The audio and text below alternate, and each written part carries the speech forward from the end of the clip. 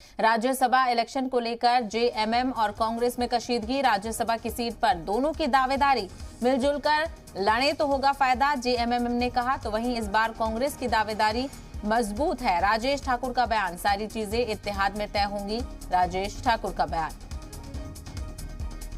तो राज्यसभा इंतखाबात को लेकर कवायद तेज और अब राज्यसभा इलेक्शन को लेकर जेएमएम और कांग्रेस में भी कशीदगी बढ़ती हुई नजर आ रही है।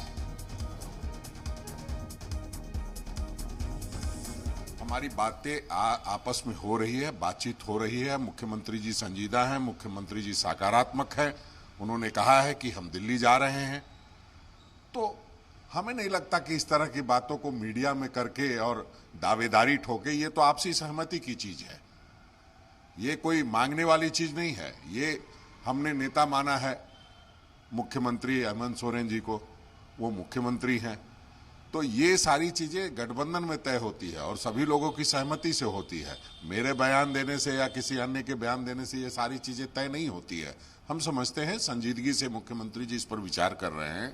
1-2 दिनों में फैसला सामने आ जाएगा। सियासत में तकरार शब्द जो है बड़ा आसानी से इस्तेमाल होने वाली चीज़ है। मेरा यह बिल्कुल स्पष्ट मानना है कि फैसला दोनों ही दलों के नेतृत्व को करना है और दोनों ही दल के नेतृत्व जो फैसला करेंगे वो फैसला दोनों ही दल के नेताओं को सर्वमान्य होगा।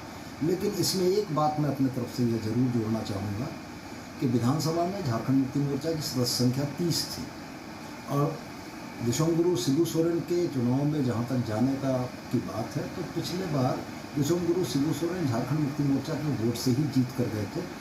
कांग्रेस ने अपने एक प्रत्याशी शहजादा अनवर को खड़ा किया था जिन्हें कांग्रेस का वोट मिला था, वो दुर्भाग्य से नहीं जीत पाए। तो मेरा ये कहना है कि इस बात को करेक्ट किया जाना चाहिए, दुरुस्त किया जाना चाहिए।